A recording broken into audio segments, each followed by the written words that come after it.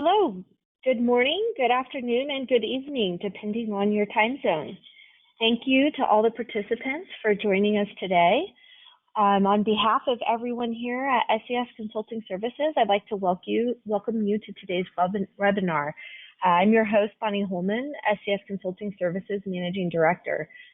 Before I introduce our topic and guests for today's webinar, I'd like to take a moment to update all of our listeners on our event platform, GoToWebinar, and also how to engage with the speakers. So to avoid any unnecessary background noises during the presentation, all attendees have been muted, and this will remain a one-way presentation for the duration of the webinar, which is for 30 minutes. If you would like to ask a question, please go to the question section in the control panel on the upper right-hand side of your webinar console.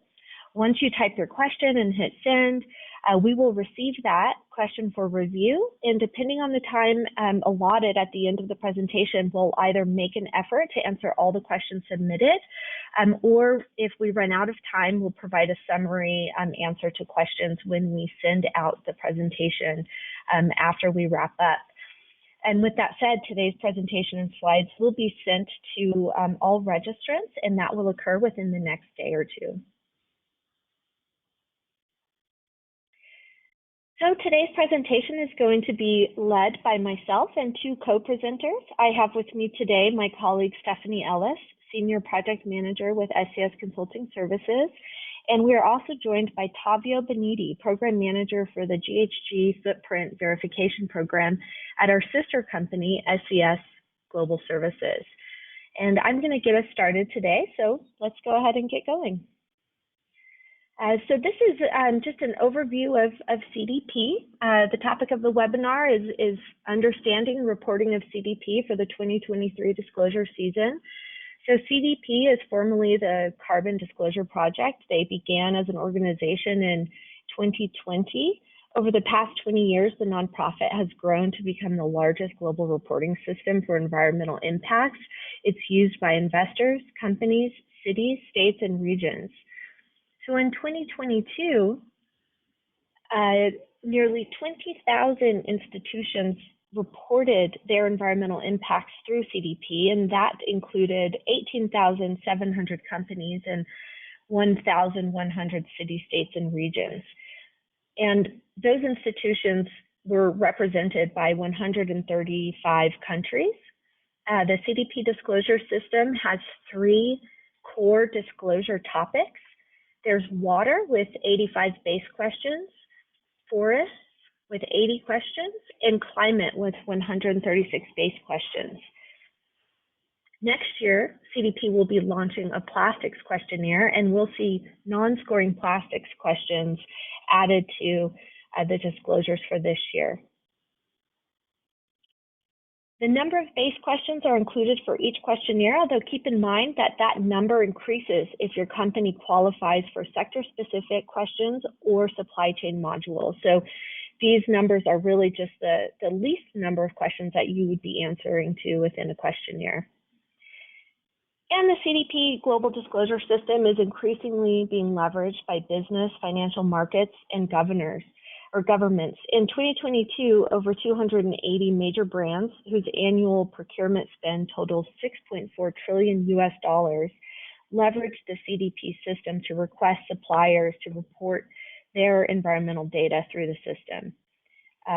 We also saw over 680 financial institutions with $130 trillion in asset management rely upon CDP disclosure data and scores for decision making. So this is just underscoring the level of use of the CDP system, and not only by data disclosing companies, but organizations that are seeking to receive and understand that data. So we've created an example roadmap, which is focused on the climate change questionnaire. And this roadmap is intended to help our listeners understand the CDP annual disclosure cycle and to leverage that cycle to organize their own climate action roadmap. So reporting to CDP occurs along an annual timeline, with the submission deadline in late July being the critical date that all other work is essentially organized around. This year, the deadline is July 26, 2023. So since we are towards the end of February, that is already a fast approaching date, and it's very similar to accounting season deadlines for sustainability professionals. The disclosure cycle period starts in January with the release of the climate, water, and forest questionnaires, as well as reporting guidance. Essentially, you will have all the questions by January, but the scoring methodology to understand how these questions will be weighted and scored is not released until mid-March. The online reporting system, or the ORS, opens up in mid-April. So it's at this time that you can actually upload and submit your responses.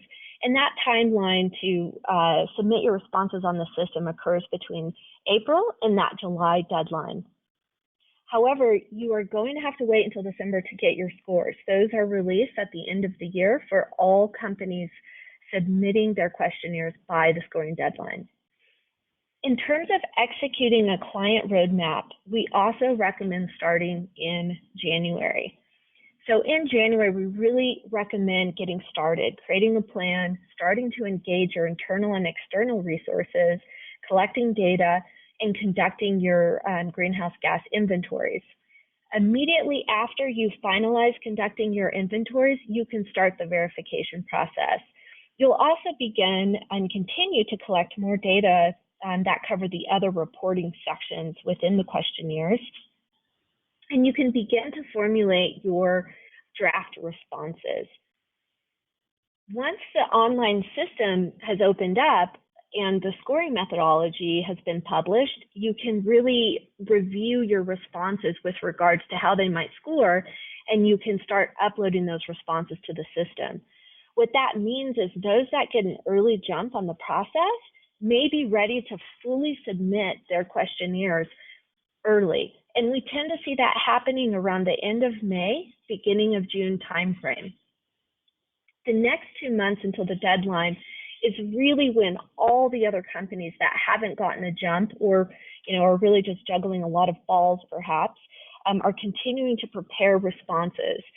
And that last period before the deadline tends to be the final push, reviewing, finalizing, getting all the I's dotted, all the T's crossed, and doing so before that deadline.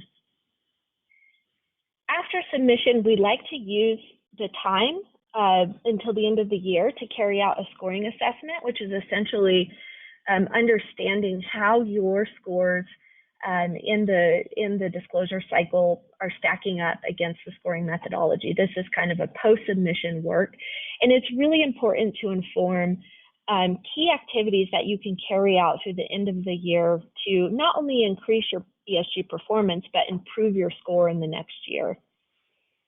And there's really just a 4-month period to carry out those activities. Some of them are related to climate transition planning, which we'll get into in a minute, emission reduction initiatives, and other areas we'll get into in the presentation. So we want to next kind of go over 3 things to know about CDP, some updates and some critical areas where CDP is moving. The first one is really around CDP and climate transition plans. So the CDP climate questionnaire is increasingly critical to your organization's work on climate transition planning. And the CDP questionnaire is also fully aligned to TCFD, with the scoring being really the best global data set to understand where we all are in terms of global action on climate change, as well as offering the level of credibility for any given company disclosure. CDP released a climate transition plan report just last week that details really interesting analysis for 2022 reporters. But this analysis also offers a preview into where CDP climate scoring is headed. So CDP determines the level of credibility of an organization's climate transition plan through analysis of responses to 21 key indicators, which are found across 9 sections within the CDP climate questionnaire. And this offers great insight into how to build your organization's climate roadmap, essentially to take that critical action that you will then disclose through the CDP climate questionnaire on an annual basis. And the results are really interesting. As you can see on the slide here, only 81 companies out of 18,700, which is representing 0.4% of all reporting organizations, reported full data to demonstrate a credible climate transition plan. So in other words, that means less than 1% of organizations through CDP scoring were determined to have what is called a credible climate transition plan. Another 22% disclosed having a 1.5 degree aligned plan. So essentially partially credible, moving in that direction, but not quite there yet. Simply put, that means that 78% of reporting organizations have the opportunity to improve their CDP disclosures and scores by developing a 1.5 degree climate transition plan. So that was a little bit about, where we are today. So let's look at where we're going with CDP scoring and climate transition planning. For the immediate disclosure cycle, I would really direct our listeners to the list of elements of the climate plan. So that's going to be on your right-hand side of the screen. Those are the sections where you will find the questions that those 21 key indicators are aligned to. So these are also the topics with increased action and transparency and disclosure. And these are going to demand your attention not only in the 2023 disclosure cycle, but as well in the future in disclosing and also really in building your own climate roadmap. And in terms of where we're going, CDP is making efforts to improve their questions so that they're more data oriented and their scoring methodology. In the past, their focus really has been scoring on transparency. And increasingly, CDP is focusing on climate transition and really what that looks like from a data perspective. Next, they'll be looking for delivering on stepwise actions, essentially looking at kind of real deliverables that companies are making on climate transition. So what that means in a practical sense is having a time-bound transition plan aligned to 1.5 degree scenario, setting targets and being transparent in the actions that you're taking as a company or an organization, towards meeting those targets. The questions will be increasingly data focused, so seeking to kind of cut out the greenwashing that can occur in some qualitative answers. And really the aim is to lead to greater accountability and the ability to better compare across organizations, but also measure real impact within any given organization. And essentially what we're seeing is this evolution is being driven largely by evolution in the regulation space. CDP has been very much aligned with new and forthcoming regulation, and their questionnaire changes slightly every year, and we will expect that it will change to anticipate and help companies prepare for those regulations. So number 2, CDP disclosures for small and medium enterprises. So this is really exciting. I'm really excited about this because SES Consulting Services and our sister company, SES Global Services, is also an SME. We have less than 500 employees, and that is the definition of an SME according to CDP and many other international organizations. And what that essentially means is that these small and medium enterprises are recognized as companies that do not have the same capital to invest in large-scale investments and initiatives, nor the capacity within their employees to execute on those. So CDP has recently launched an initiative to better support SMEs in their climate transition planning and in their disclosure efforts.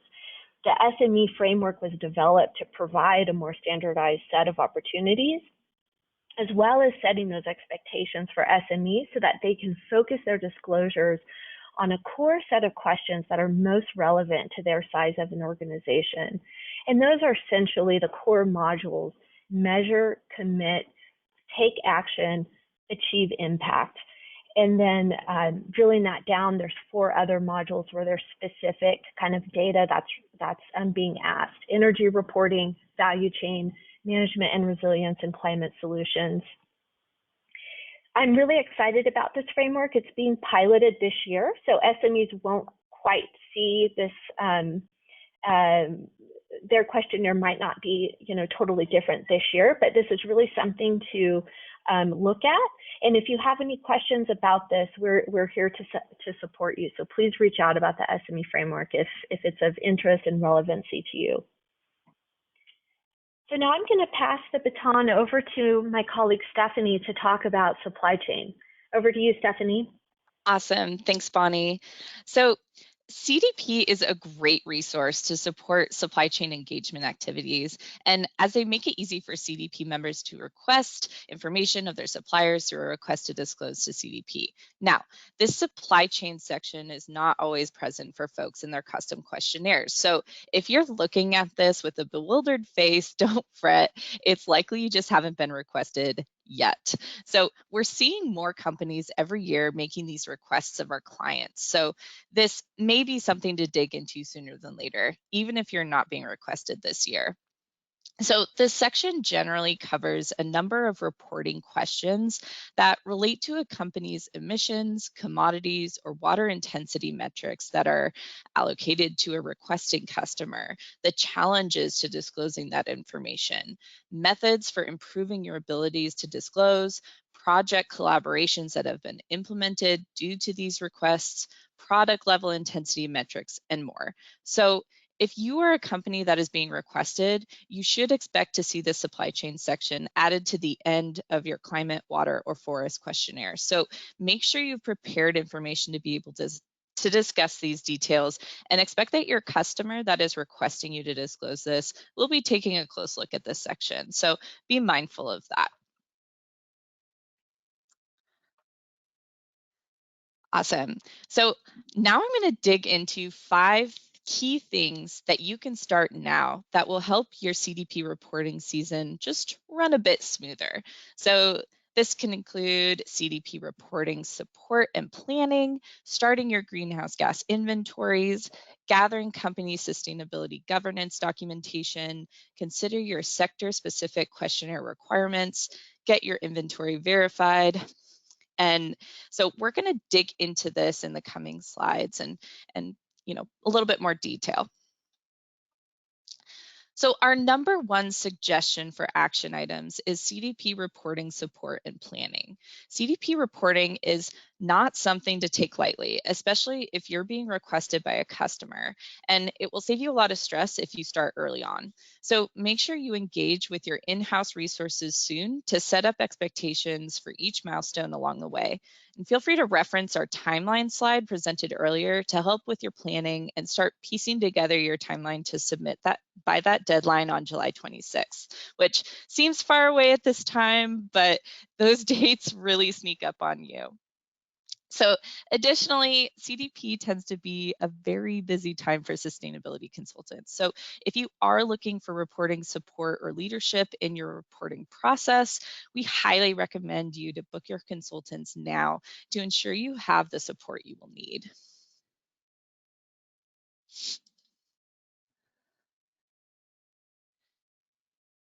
So our second suggestion is starting your greenhouse gas inventories now.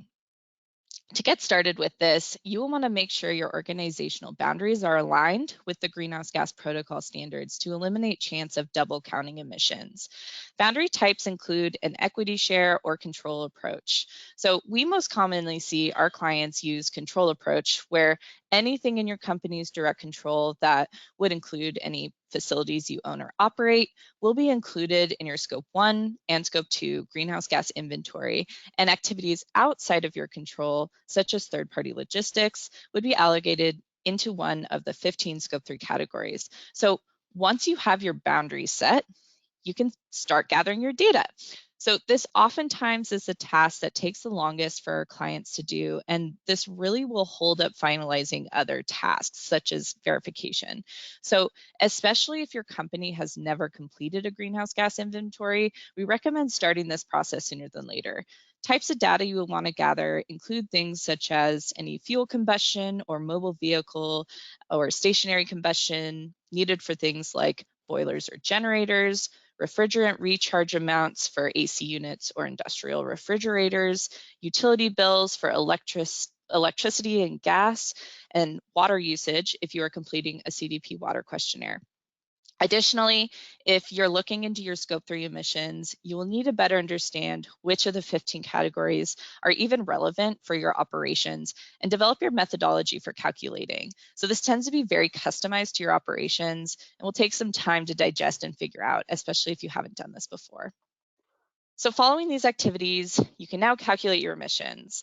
We again recommend using the Greenhouse Gas Protocol for emissions calculation guidance, but ultimately you want to make sure that you're aware of the most up-to-date emission factors and global warming potentials to utilize in your inventory calculations. Now, if this is all new to you, you may consider hiring a consultant for support. So you will need to plan extra time early on into your CDP timeline if this support will be needed. So the third recommendation that you can start now to set yourself up for CDP reporting success is to start gathering any company sustainability governance documentation. You may find these resources in various departments within your organization, which could range from sustainability departments, operational health and safety, corporate social responsibility, supply chain, finance, human resources, and more.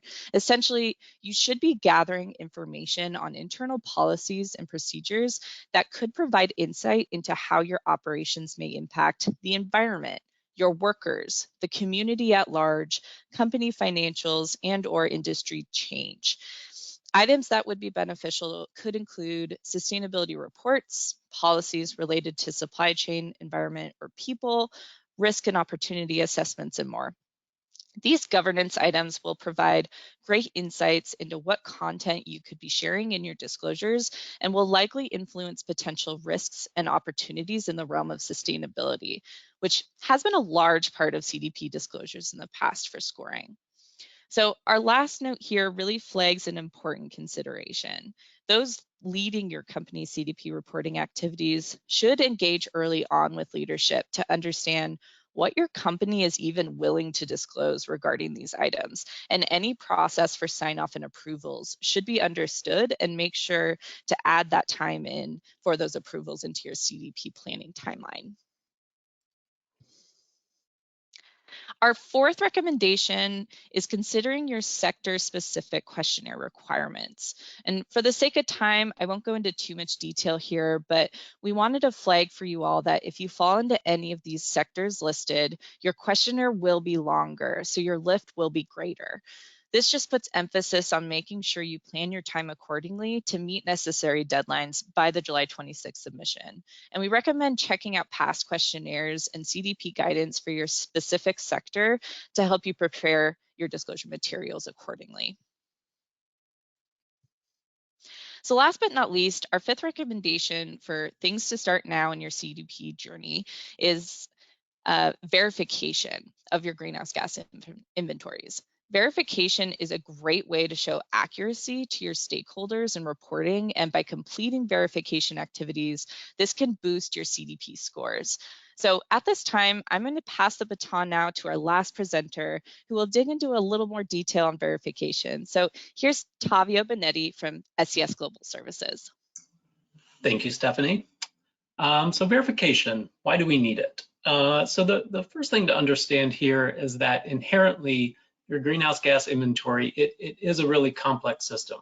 The best way I've heard it described is that it's the integration of accounting and engineering. So accounting, did I input the correct data to begin with? And engineering, did I transform it into an appropriate way to greenhouse gas emissions? It's also a multi-layered system, often involves various people and technology platforms. It can cross departments, regions, integrate with third-party consultants, and they also interface with one or more data systems for storing and transforming your data. They're dynamic systems. They're not static. They evolve over time. So this can include simple organizational changes such as new facilities, mergers, divestitures. Can also include changes in methodologies being followed or the staff operating the system. The key here is that your stakeholders, they only see the greenhouse gas assertion, the output of the system. It's in units that many people are not commonly familiar with, so it's really important to have an expert look into this system to really understand if everything's been done properly. Next slide, please. So on the screen here, we have a very simplified overview map of what a inventory system will look like. Your inventory will likely be much more complicated than this map here.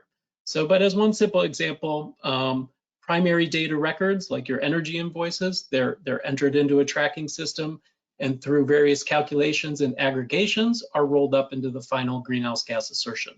On the right here, you can see common system errors that show up throughout these various layers of the system, and the verification process itself will take a very systematic look at the system to try to uncover and understand if some of these errors exist. Some of these errors may exist and have a very simple impact, but other times they can have orders of magnitude errors that really are causing your final reporting data to be inaccurate. Next slide, please. So what does the process look like? Our verification process aligns with ISO 14064 requirements, and it takes a systematic look at the inventory, including samples of data throughout the system to evaluate that it is functioning properly. So from the client perspective, a few key pieces that you should be aware of to ensure an efficient and timely process is that your initial data requests, which is part of this verification planning stage, is ready to go upon the verification kicking off. Once we've contracted with you, we'll provide you with a very detailed list of what those data requests are to have ready at that project kickoff stage. Ultimately, timely and complete initial data requests will really allow the most effective verification planning as verifiers. So we want to understand your inventory early on. We want to design the most effective verification tasks and then execute that. So we always try to retain as much time for this verification activity stage when we're actually going to be doing our data checks, delivering findings, and allowing you some time for corrective action in the process. Next slide, please. The other important consideration for verification is there are two levels of assurance, limited assurance and reasonable assurance. The main difference in these two areas is simply the degree of time, effort that's going to be involved and allowed for the verification team to engage with their inventory.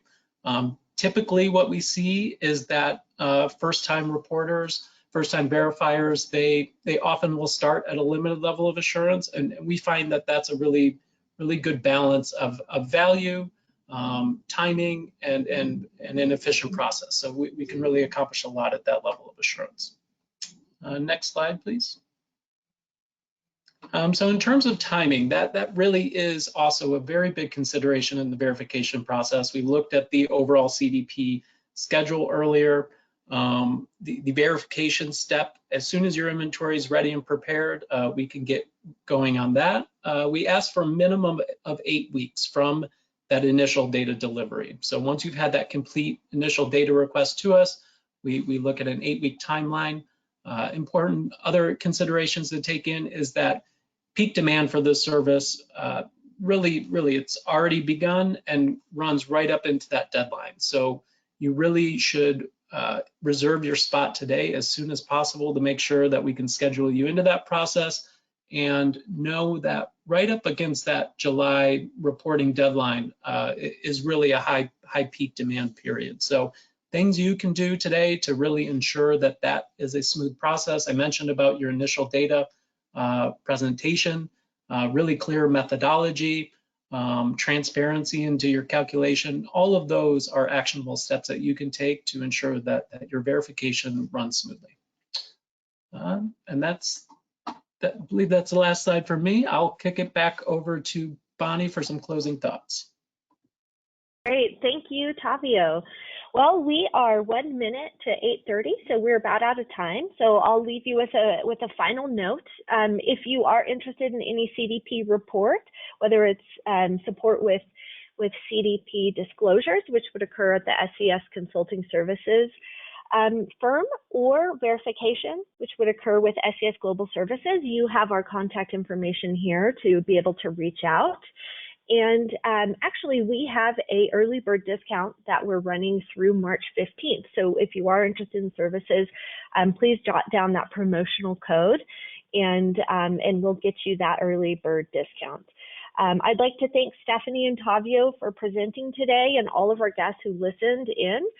We'll provide a summary to questions when we send along the presentation slides, since we are out of time. But I do want to leave you with a teaser for our next webinar. So I hope you can all join us for a webinar that we'll be holding on March 29th.